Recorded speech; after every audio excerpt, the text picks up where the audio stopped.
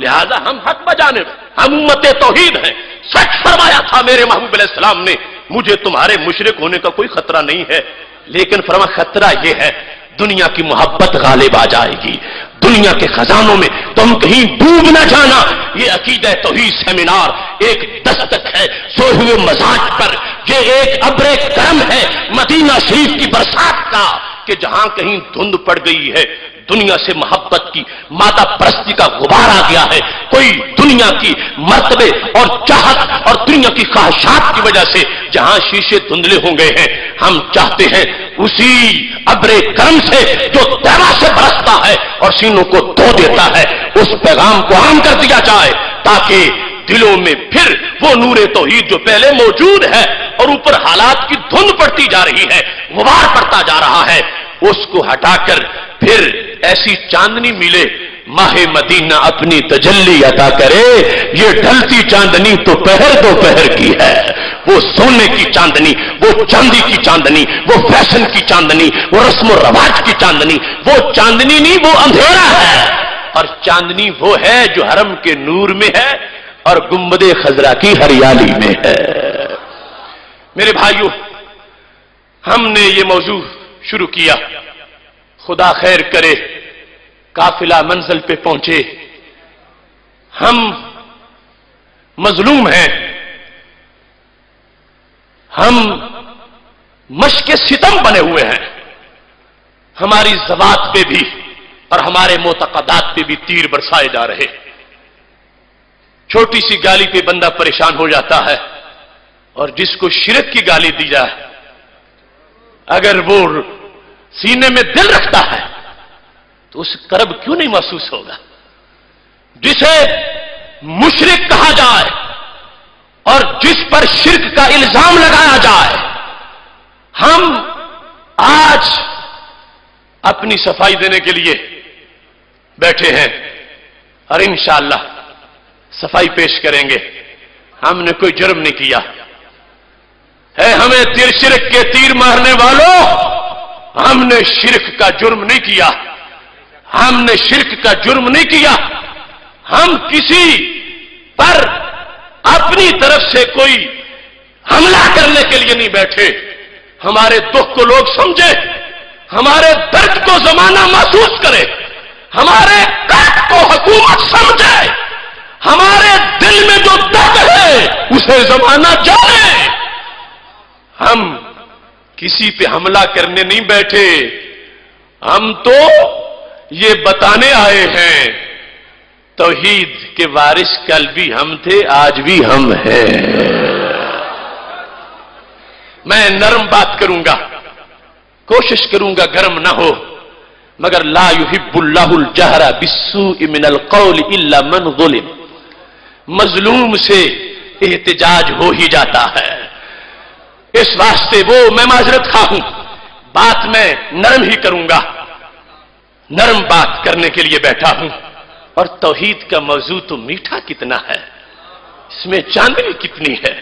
خدا کی قسم کروڑوں چاند وہ چاندنی نہیں رکھتے جو چاندنی عقیدہ توحید میں موجود ہے. کروڑوں گلاب بھی وہ خوشبو نہیں رکھتے جو خوشبو اس عقیدے میں موجود ہے. آج دیکھو کائنات میں ہر طرف اس عقیدے کی چمک ہمیشہ سے ہے، ہمیشہ رہے گی. اسی سوز سا کا حصہ ہمارے سینوں میں بھی ہے. کسی نے پوچھ لیا تھا حضرت امام مالک سے کہ توحید سمجھیں تو کیسے سمجھیں؟ فرمانے لگے منہ میں جو زبان ہے اس پر توجہ کرو، لذت توحید محسوس ہوتی رہے گی. پوچھا کیسے؟ فرمانے لگے اس طرح، یہ زبان ایک گوشت کا ٹکڑا ہے. جب بچہ پیدا ہوتا ہے، خواہ وہ پنجاب میں پیدا ہو، خواہ وہ بلوچستان میں ہو، خواہ وہ افغانستان میں ہو، خواہ وہ ایران میں ہو، خواہ وہ عرب شریف میں ہو، یہ گوشت کا ٹکڑا ایک جیسا ہی ہوتا ہے. لیکن ماں کی گود میں کہیں جب بولے تو فصیح عربی بولتا ہے، کہیں اسی ٹکڑے سے پنجابی کے لفظ نکلتے ہیں، کہیں یہ بولتا ہے تو انگلش بولتا ہے، کہیں اسی سے پشتو کے الفاظ نکلتے ہیں. حضرت امام مالک کہنے لگے جو کہتا ہے کہ خدا خدا نہیں، اسے میرے سامنے بٹھاؤ، اس کی زبان بولے گی کہ خدا ہے۔ کہتے اگر کوئی قدرت نہ ہوتی تو پھر ہر زبان ایک ہی بولی بولتی، جدا جدا لینگویج کیوں ہے، بولیاں، پھر نغمے، پھر ترنم۔ کوئی بولے تو وہ حمیر کی سی آواز، کسی کی وہ ترنم والی بلبل بھی فدا، کوئی بولے تو شیر کی گرج۔ یہ ایک ہی ٹکڑے میں یہ اتنی چیزیں جو پیدا کرے اسے رب کائنات کہا جاتا ہے۔ حضرت امام احمد بن حنبل سے کسی نے پوچھا تھا آپ سمجھا دیں ہمیں مسئلہ توحید، فرمانے لگے بالکل آسان ہے۔ پوچھا کیسے؟ تو کہنے لگے قلعۃ ملسا، ایک قلعہ ہے، ہوا بند ہے، اندر اس کے سونا ہے، باہر اس کے چاندی ہے، اس کی دیوار پھٹتی ہے، حالانکہ ہوا بند تھا، اندر سے جاندار برآمد ہوتا ہے، وہ دیکھتا بھی ہے سنتا بھی ہے۔ جو ہوا بند قلعے میں جاندار کو جان بھی دے، سننے کی طاقت بھی دے، دیکھنے کی شان بھی دے، اسے رب کائنات کہا جاتا ہے۔ پوچھا گیا کیا بند قلعہ؟ فرمانے لگے وہ مرغی کا انڈا، اندر زردی، باہر سیال مادہ، پھر اوپر انڈے کی وہ دیوار، ہوا بند، باہر سے ہوا اندر نہیں جاتی، لیکن وقت معین پر مخصوص شرائط کے بعد جب وہ انڈا ٹوٹتا ہے تو چوزا بولتا باہر آ جاتا ہے۔ فرمانے لگے اس ماحول میں جس نے جان دی اور باقی رکھا وہ ذات ہے جس کو رب ذوالجلال کہا جاتا ہے، جس کی قدرتیں کامل ہیں اور جو اس بات کے لائق ہے کہ اس کو سجدہ کیا جائے اور اسے وحدہ لا شریک مانا جائے، اور جو اس بات کے لائق ہے کہ اس کو سجدہ کیا جائے اور اسے وحدہ لا شریک مانا جائے۔ حضرت امام شافعی رحمت اللہ علیہ سے کسی نے پوچھا آپ بھی تقریر سنائے توحید کی، کیا ہے؟ فرمانے لگے بڑی آسان ہے، ورقۃ الفرسان، شہتوت کا پتا، اس کو دیکھ لو، وہ پتا ہرنی بھی کھاتی ہے، بکری بھی کھاتی ہے، وہ پتا ریشم کا کیڑا بھی کھاتا ہے، وہ پتا شہد کی مکھی بھی استعمال کرتی ہے۔ کہتے اگر کائنات چلانے والی وہ ذات علیم و خبیر نہ ہوتی تو جب پتے کا مزاج ایک جیسا ہے، یہ نہیں کہ جو بکری نے کھایا وہ اور تھا اور جو ہرنی نے کھایا وہ اور تھا، مزاج سب کا ایک تھا، مگر نتیجہ کیا نکلا؟ ہرنی نے کھایا تو کستوری بنی، بکری نے کھایا تو مینگنی بن گئی، شہد کی مکھی نے استعمال کیا تو میٹھا شہد بنا، ریشم کے کیڑے نے استعمال کیا تو نرم ریشم بن گیا۔ فرمانے لگے چیز ایک ہے مگر پروڈکشن جدا جدا کیوں ہے؟ فرمایا جس کی یہ شان ہو اسے رب کائنات کہا جاتا ہے۔ امام الائمہ حضرت امام اعظم ابو حنیفہ رحمت اللہ علیہ سے کسی نے پوچھ لیا، دہریوں کی پوری جماعت تھی، کہتے تھے ہم خدا نہیں مانتے، بس کائنات اپنے آپ ہی چل رہی ہے۔ فرمایا یہ دجلہ بہ رہا ہے، ایک جانب کرخ ہے دوسری جانب رصافہ ہے، تم میرے پاس آئے ہو، یہ تمہاری عقل کیا مانتی ہے کہ کوئی بندہ یہ دعویٰ کرے خود درخت گرا، تختے بن گئے، جڑ گئے اور کشتی بن گئی اور موجیں طغیانی پر تھیں، ہوا مخالف سمت کی تھی مگر کشتی خود بخود چلتی گئی اور اس نے سواریوں کو ساحل مراد تک پہنچا دیا۔ تو کہنے لگے امام یہ تو عقل بالکل تسلیم نہیں کرتی کہ سب کچھ خود ہی ہو جائے اور پھر بغیر ملا کے کشتی چلے، ہوا بھی بالکل مخالف ہو، یہ بالکل عقل نہیں مانتی۔ تو میرے امام کہنے لگے پھر مجھ سے جھگڑا کیوں کرتے ہو؟ اگر ملا کے بغیر کشتی نہیں چل سکتی تو خدا کے بغیر ہستی بھی نہیں چل سکتی۔ توحید کا مضمون ففی کل ذرہ لہو شاہد یدل علی انہ واحد، ہر طرف عظمت ہے، چرچا ہے، ہر طرف اس کا ایک نکھار موجود ہے، لیکن میرے بھائیوں ہر چیز ہی دلالت کرتی ہے رب کی ذات پر، مگر ایک ذات وہ ہے کہ جسے رب نے اپنی توحید کا سب سے بڑا مظہر بنایا ہے۔ یا ایھا الناس قد جاءکم برہان من ربکم، لوگوں تمہارے پاس رب کی طرف سے برہان آئی ہے، یا ایھا النبی انا ارسلناک شاہدا، اے نبی ہم نے آپ کو شاہد بنایا۔ اس کا معنی حاضر و ناظر کرنے سے کچھ لوگوں کو اعتراض ہے، جو گواہ کرے گا اسے بھی ہر بات ماننی پڑے گی۔ شاہد کا معنی گواہ ہے، تو گواہ تو ہر بندہ ہی ہے کسی نہ کسی چیز کا، کوئی بھی انسان ایسا نہیں جو گواہ نہ ہو۔ مقام جب شان بیان کرنے کا ہے تو لفظ شاہد کو استعمال کر کے رب بتانا کیا چاہتا ہے؟ امام سلمی کہنے لگے سوچ لو، بتانا یہ چاہتا ہے شاہد سے مراد دیکھو تمہاری گواہی کا متعلق کیا ہے، تم گواہ ہو تو کس کے بارے میں گواہی دیتے ہو؟ اور سرکار کی گواہی کا متعلق دیکھو گے تو پتا چلے گا کہ رب نے شاہد بول کے کتنی بڑی شان بیان فرمائی ہے۔ شاہد لنا، محبوب ہم نے تجھے اپنا گواہ بنایا ہے۔ مخلوق پر گواہی تو اپنی جگہ رہ گئی، فرمایا ہم نے تجھے اپنی ذات کا گواہ بنایا ہے۔ میں کریم ہوں، میرے کرم کے گواہ تم ہو، میں رحیم ہوں، میری رحمت کے گواہ تم ہو۔ میرے بندے، میرے محبوب مجھے دیکھنا چاہتے ہیں، میرے پاس آنا چاہتے ہیں، میرے پاس بیٹھنا چاہتے ہیں، مگر وہ ایسا کر نہیں سکتے۔ ان کی آنکھوں میں یہ طاقت نہیں ہے کہ میرا دیدار کر سکے۔ ان کو سکون بھی دینا ہے، ان کو پیاس ان کی بجھانی ہے، ان کو ہر چیز کا پتہ بھی دینا ہے۔ محبوب ہم نے تجھے اپنا گواہ بنایا ہے، جس نے مجھے پانا ہے وہ تمہارے پاس جائے، جس نے مجھے دیکھنا ہے وہ تجھے دیکھے، جس نے میری قدرت دیکھنی ہے وہ تمہاری طاقت دیکھے، جس نے میرا جمال دیکھنا ہے وہ تمہارے خد و خال دیکھے۔ ہم نے تجھے اپنی ذات کا بھی گواہ بنایا ہے، اپنی صفات کا بھی گواہ بنایا ہے۔ یہ وجہ تھی کہ حضرت ابو رافع رضی اللہ تعالیٰ عنہ، ابو داؤد شریف میں حدیث شریف ہے، کہتے ہیں بعثنی قریش الی رسول اللہ صلی اللہ علیہ وسلم، مجھے قریش نے بھیجا تھا سندیشہ دینے کے لیے۔ میں کوئی ماننے تو نہیں جا رہا تھا، میں تو جانتا ہی نہیں تھا، وہ بس سندیشہ دینے جا رہے تھے، لیکن انہیں پتا نہیں تھا کہ ان کے قدم اندھیرے سے نور کی طرف جا رہے ہیں۔ کہتے ہیں جب میں گیا تو کیا ہوا، نہ میں نے تقریر سنی، نہ میں نے بیان سنا، ابھی کوئی ایسا مرحلہ آئے نہیں، نہ درختوں کو جھکتے دیکھا، نہ پتھروں کو کلمہ پڑھتے دیکھا، نہ سورج کو واپس پلٹتے دیکھا، اور نہ چاند کو ٹکڑے ہوتے دیکھا، اگرچہ سب کچھ ہی وہاں ہوتا تھا، مگر میں نے کیا دیکھا؟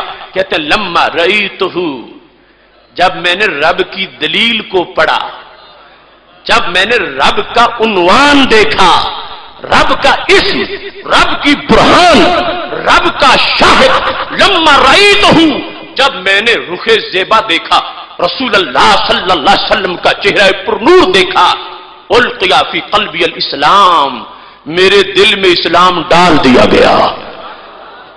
یہ ہے سب سے بڑی دلیل۔ آتے ہی لوگوں کو پتا چلتا ہے، کوئی تعصب سے نہ دیکھے، کافر ہے اگرچہ مگر ضدی حق دھرم بغض والا نہ ہو، اسے سرکار دو عالم صلی اللہ علیہ وسلم نظر آ جاتے ہیں، اور جسے نظر آتے ہیں وہ یہ کہتا واللہ لا ارجو الیہم ابدا، آیا تو تھا پیغام دینے کے لیے، مگر خدا کی قسم میں تو واپس نہیں جاؤں گا۔ اگرچہ قریش کے پاس مال بڑا ہے، مگر محبوب تم مل گئے تو دولت کونین مل گئی، اٹھتے نہیں ہیں ہاتھ میرے اس دعا کے بعد۔ تو یہ چہرہ رب کی سب سے بڑی دلیل ہے۔ یہ چہرہ اس وجہ سے ہی تو سید عالم نور مجسم صلی اللہ علیہ وسلم نے فرما دیا تھا، جب مشرکین مکہ نے پوچھا رب ایک ہے، اس کی دلیل کیا ہے؟ آپ اس کے رسول ہیں، اس کی دلیل کیا ہے؟ فرمایا فقد لبثت فیکم عمرا من قبلہ افلا تعقلون، مجھے دیکھ کر پھر بھی دلیل مانگنے والوں کوئی ہوش کی بات کرو، میں خود جو تمہارے سامنے ہوں، میں رب کی دلیل ہوں کہ رب ایک ہے۔ میں نے زندگی کے 40 سال تمہارے ماحول میں گزارے ہیں، ہر سال دیکھ لو، ہر مہینہ دیکھ لو، ہر ہفتہ دیکھ لو، ہر دن دیکھ لو، ہر گھنٹہ دیکھ لو، ہر منٹ اور ہر سیکنڈ دیکھ لو، اگر ایک سیکنڈ میں بھی میرے چہرے پر کوئی غبار، کوئی داغ جھوٹ فریب کا بنا ہو تو پھر بات کرو، اور اگر ہر لمحہ چہرہ چمکتا رہا ہے اور زبان سے صداقت نکلتی رہی ہے تو یہ دلیل ہے کہ خدا ایک ہے، اس واسطے کہ جس نے بچپن میں نہیں جھوٹ بولا وہ بڑا ہو کے بھی سچ بول رہا ہے۔ یہ مناسبت ہے توحید و رسالت کی، بلکہ واضح کر دیا قرآن مجید برہان رشید نے کہ اگر کوئی شخص یہ چاہے کہ میں در رسالت پہ گئے بغیر اللہ سے اپنا تعلق قائم کر لوں، اللہ نے فرمایا یہ بھول ہے کسی کی، کبھی نہیں پا سکتا۔ یہود و نصارہ کا باقاعدہ قول رب ذوالجلال نے ذکر کر دیا قرآن مجید برہان رشید میں قالت الیہود والنصارى نحن ابناء اللہ واحباؤہ، یہود و نصارہ کہنے لگے ہم اس نبی کا کلمہ نہیں پڑھیں گے، ہم اپنا ڈائریکٹ رابطہ رب سے رکھتے ہیں، ہم اس کے بیٹے ہیں معاذ اللہ، ہم اس کے بڑے پسندیدہ، ہم رب والے ہیں، نبی والے ہم نہیں بنیں گے، ہم رب سے براہ راست رابطہ رکھتے ہیں۔ یہ شان نزول ہے اس آیت کا جب اتری قل ان کنتم تحبون اللہ فاتبعونی یحببکم اللہ۔ اللہ تعالیٰ نے فرما دیا میرے محبوب یہ جو ڈائریکٹ مجھ سے رابطہ رکھنا چاہتے ہیں انہیں فرما دو اگر تمہارے بغیر یہ میرا محب بننا چاہے جو کچھ بھی کر لیں محب نہیں بناؤں گا ان کو، اور اگر تمہارے ہو کہ میرا بننا چاہیں گے تو انہیں محبوب بھی بنا لوں گا۔ ہر تفسیر دیکھ لو، قل ان کنتم تحبون اللہ کا یہی شان نزول ہے۔ کچھ لوگ ڈائریکٹ رابطہ چاہتے تھے رب ذوالجلال کے ساتھ اور کہتے تھے ہمیں اس نبی کی ضرورت نہیں ہے، ان کے بغیر ہم رب والے ہیں۔ آج بھی کچھ لوگوں کو غلط فہمی ہے، کہتے ہیں ہم رب والے ہیں اور ہمیں کہتے ہیں یہ رسول والے ہیں، اور یہی تو قرآن بتا رہا ہے کہ جو رسول والے ہو وہ رب والے ضرور ہوتے ہیں، اور کبھی رب والے ہو کہ رسول والے نہیں ہوتے۔ قرآن ان کو جھٹلا رہا ہے۔ اب یہودی کہتا ہے میں رب والا ہوں، عیسائی کہتا ہے میں رب والا ہوں، رب کہتے تو رب والا نہیں ہے، اس واسطے کہ رب والا وہی ہوگا جو رب کے نبی کی دہلیز پہ جانے والا ہوگا۔ اس واسطے یہ بنیادی تعلق ہے توحید و رسالت کا۔ اللہ تعالیٰ نے جو اعلان کروایا تو فرمایا قل هو اللہ احد، محبوب تم فرماؤ، تم کہو وہ اللہ ہے، وہ ایک ہے۔ اس واسطے توحید کو سمجھنے کے لیے رسالت کی اشد ضرورت ہے، اور اس سے جتنی سمجھ آتی ہے اتنی کبھی آ ہی نہیں سکتی۔ وہ عروہ بن مسعود کٹر مشرک تھے، بلکہ مشرکوں نے نبوت کا امیدوار ان کو بنایا ہوا تھا۔ قرآن مجید میں ذکر ہے ان کی اس بات کا، ان کا شرک ٹوٹا کیسے، انہیں کلمہ کیسے نصیب ہوا۔ وہ بخاری شریف میں ہے، کہنے لگے وفدت علی الملوک وفدت علی کیسر وکسرى والنجاشی واللہ ان رأیت مالکا یعظم اصحابہ ما یعظم اصحاب محمدا صلی اللہ علیہ وسلم۔ قریش مکہ میں کیسر کے پاس گیا، کسرا کے پاس گیا، نجاشی کے پاس گیا، مگر آج تک میں نے کسی بادشاہ کے دوستوں کو اس کی ایسی تعظیم کرتے نہیں دیکھا جتنی تعظیم صحابہ اپنے نبی علیہ السلام کی کرتے ہیں۔ پوچھا گیا کیا؟ کہ ان تنخم النبی نخامۃ الا وقعت فی کف رجل منهم فدلک بها وجهه وجلده۔ اور تو اور رہا ان کے نبی علیہ السلام اگر ہونٹوں سے تھوک مبارک لعاب دہن جدا کریں ان کے صحابہ نیچے نہیں گرنے دیتے، ہاتھوں پہ لگا کے ماتھوں پہ مل لیتے ہیں۔ حضرت عروہ بن مسعود کے دل کا پرانا کفر تب ٹوٹا جب انہیں عشق نبی علیہ السلام کی چاندنی نظر آئی۔ اب صحابہ نے جس وقت لعاب دہن ماتھے پہ لگایا تو پھر ان کو توحید کا پتہ چلا، پھر حضرت عروہ بن مسعود کو توحید کا پتہ چل گیا اور جا کے قریش مکہ کو بتا دیا تم کہتے ہو کہ وہ ایک بادشاہ ہے، نہیں، بادشاہوں سے لوگ اور طرح کا پیار کرتے ہیں، نبی سے اور طرح کا پیار کرتے ہیں۔ تعظیم کا لفظ بولا، آج افسوس ہے تعظیم نبی پر لوگ شرک کا فتویٰ لگاتے ہیں، جبکہ بخاری شریف میں ہے کہ تعظیم نبی سے ہی توحید کا پتہ چلا تھا۔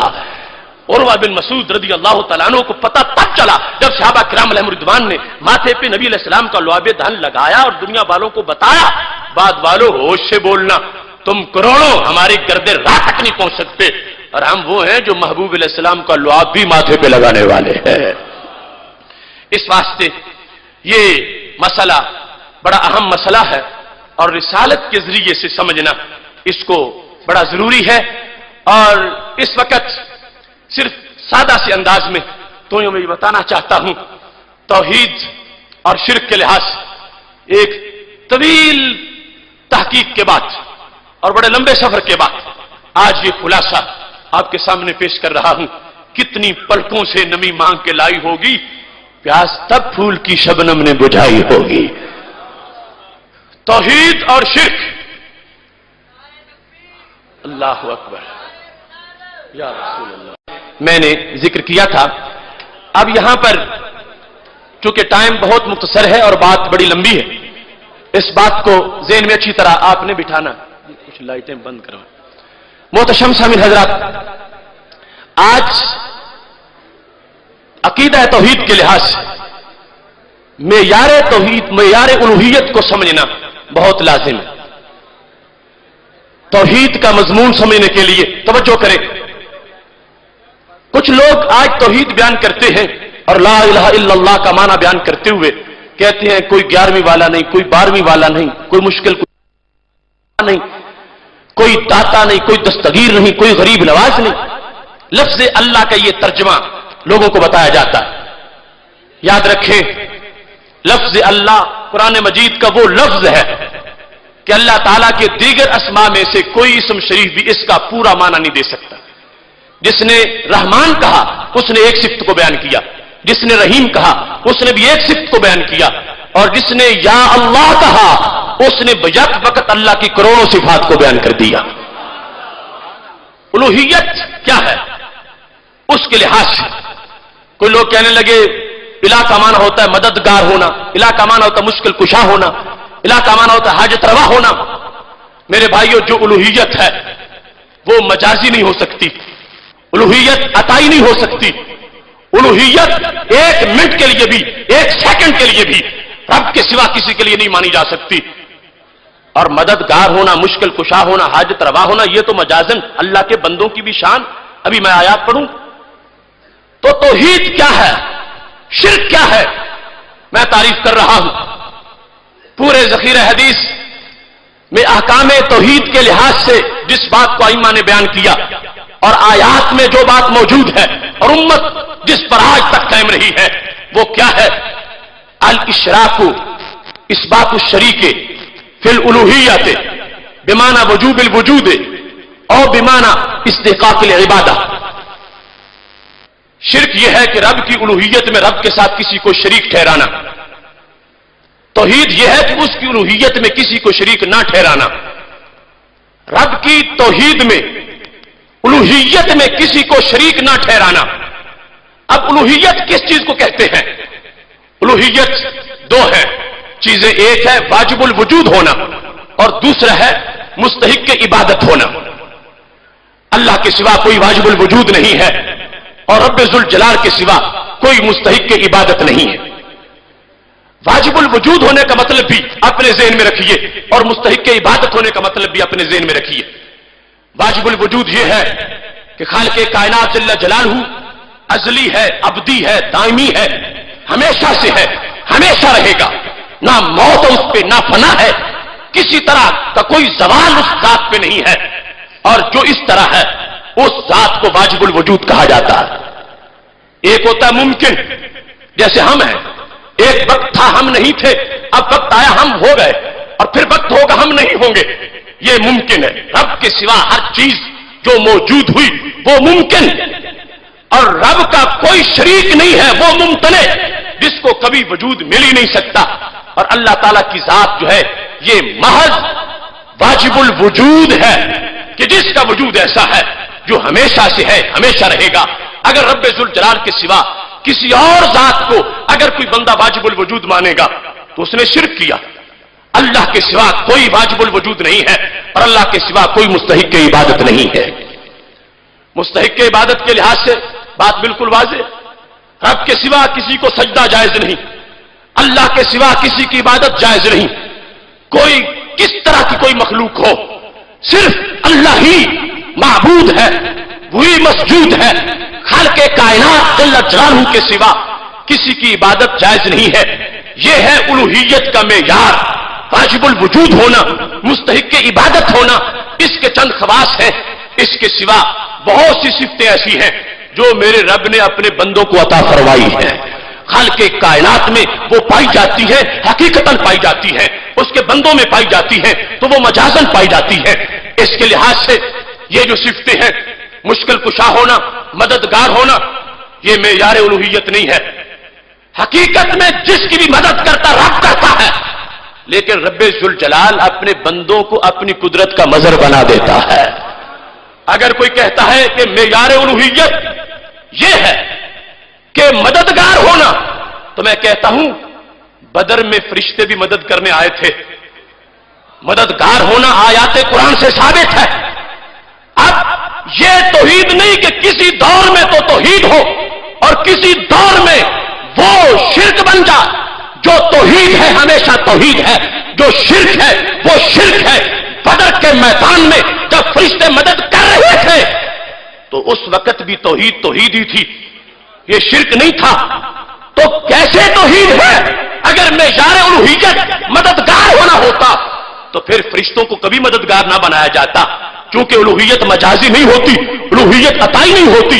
اگر فرشتے بدر میں مددگار بن جائیں اور یہ قرآنی فیصلہ ہو اسے شرک نہ کہا جائے تو پھر ماننا پڑے گا اللہ کا کوئی بندہ اللہ کی اذن سے اگر مددگار ہے تو یہ قرآن کا فیصلہ ہے، لوگوں کا گھڑا ہوا دین نہیں ہے۔ اس سلسلہ میں یہ بات ذہن میں رکھیں، میرے رب کی ذات میں بھی کوئی شریک نہیں ہے اور میرے رب کی صفات میں بھی کوئی شریک نہیں ہے۔ شاید کوئی سوچ رہا ہو تم تو کہتے ہو اللہ بھی مشکل کشا ہے، اللہ تعالیٰ کے نبی علیہ السلام بھی مشکل کشا ہے، تم رب کو بھی مانتے ہو، تم داتا صاحب کو بھی داتا کہتے ہو۔ تو میں یہ بتانا چاہتا ہوں، یہی وضاحت کرنے تو ہم بیٹھے ہیں، میرے رب کی ذات میں بھی کوئی شریک نہیں اور اس کی صفات میں بھی کوئی شریک نہیں۔ دیکھنا ہے اس کی صفتیں ہیں کیسی اور اس کے بندوں کی صفتیں کیسی ہیں۔ میرا رب غیب جانتا ہے، اس کو یہ غیب کسی نے بتایا نہیں، وہ خود جانتا ہے، اور میرے نبی علیہ السلام جانتے ہیں تو رب کے دینے سے جانتے ہیں۔ شرک تب بنے گا جب رب کی صفتیں یا تو معاذ اللہ عطائی مان لی جائیں تو پھر رب کے محبوبوں کی بھی عطائی، رب کی بھی عطائی تو ایک جیسی بن گئی، یا جیسے رب کی ذاتی ہے ایسے رب کے بندوں کی بھی ذاتی مان لی جائے تو پھر بھی مشارکت ہو گئی، اشتراک ہو گیا۔ قربان جاؤں والے سنت تمہارے عقیدے پہ، ان پڑھ سے ان پڑھ بندے سے بھی پوچھ لو کہ تم جو مانتے ہو تو اس کا مطلب کیا ہے؟ وہ کہے گا رب دیتا ہے، کسی سے لے کے نہیں دیتا، خود دیتا ہے۔ داتا صاحب رب کا دیا ہوا دیتے ہیں، رب دیتا ہے کسی سے پوچھ کے نہیں دیتا۔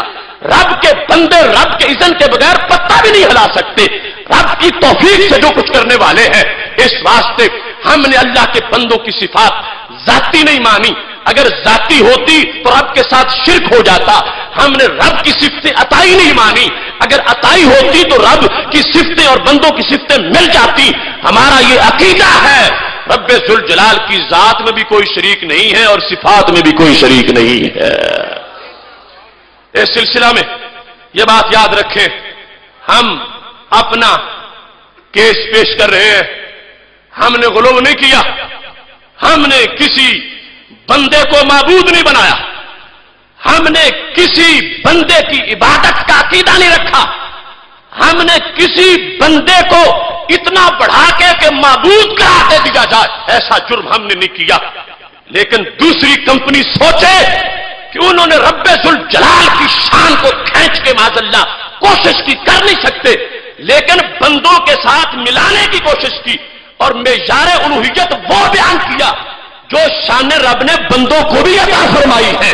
صرف یہ ثابت کرنے کے لیے ان لوگوں نے دھندا کیا کہ ہم دنیا کو دکھا سکے دیکھو یہ شرک ہو گیا ہے۔ رب کی شان کی تنقیص کر کے بندوں کے ساتھ ملا کر انجینئرڈ شرک ثابت کرنے کے لیے دھندا کیا جاتا رہا۔ آج ہم بتانا چاہتے ہیں ہم نے جرم نہیں کیا، جرم کرنے والوں نے کیا ہے۔ ہم اس رب کو مانتے ہیں، وہ رب عظیم رب کہ جس رب کے بندے بھی اس کی عطا سے مشکل کشا ہوتے ہیں۔ اس سلسلہ میں میرا موضوع جو ہے وہ 70 آیات قرآن پر مشتمل ہے اور 10 گھنٹے کا خطاب ہے، لیکن میں آپ کو آزمائش میں نہیں ڈالنا چاہتا، بس اس کا ایک خلاصہ اس وقت آپ کے سامنے پیش کرنا چاہتا ہوں۔ اب یہ بات تو آپ نے سمجھ لی، معیار الوہیت کتنی چیزیں ہیں، کتنی چیزیں ہیں، کتنی چیزیں ہیں، کتنی چیزیں ہیں۔ پہلی ہے واجب الوجود ہونا، کیا ہے واجب دوسری ہے مستحق عبادت ہونا، دوسری کیا ہے مستحق، میرے رب کے سوا کوئی واجب الوجود نہیں، میرے رب کے سوا کوئی مستحق عبادت نہیں۔ جہاں تک مددگار ہونا، بیڑے پار کرنا، مشکل کشا ہونا، حاجت روا ہونا، داتا ہونا، دستگیر ہونا، غریب نواز ہونا، رب کے اذن کے بغیر کوئی پتہ بھی نہیں ہلا سکتا۔ رب چاہے تو رب کے بندے یہ سارے کام کر کے دکھاتے ہیں۔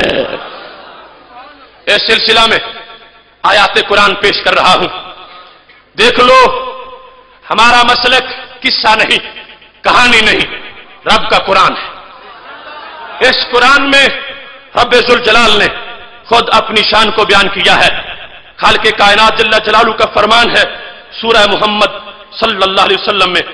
رب ذوالجلال نے اس مقام پر ارشاد فرمایا ہے، پارہ نمبر 26 ہے، سورہ محمد صلی اللہ علیہ وسلم ہے، آیت نمبر 7 ہے. یہ میرے رب کا قرآن ہے. یا ایھا الذین آمنوا ان تنصروا اللہ ینصرکم ویثبت اقدامکم. اے ایمان والو، اگر تم اللہ کے دین کی مدد کرو گے اللہ تمہاری مدد کرے گا. کیسے؟ یثبت اقدامکم، رب تمہارے قدم ثابت رکھے گا. یہ رب کی توحید ہے. ثابت قدم کون رکھتا ہے؟ ثابت قدم کون رکھتا ہے؟ داتا کے دیوانوں زور سے بولو، ثابت قدم کون رکھتا ہے؟ یہ میرے رب کی توحید ہے. وہ بیان کر رہا یثبت اقدامکم، اللہ تمہیں ثابت قدم رکھے گا. اب ثابت قدم رکھنا یہ مدد ہے یا نہیں؟ مشکل کشائی ہے یا نہیں؟ حاجت روائی ہے یا نہیں؟ اب جنگ ہو رہی ہو، گھوڑے دوڑ رہے ہو، تلواریں چل رہی ہو، گولے برس رہے ہو، اور جو پھر بھی ثابت قدم رکھے تو وہ مددگار ہے یا نہیں؟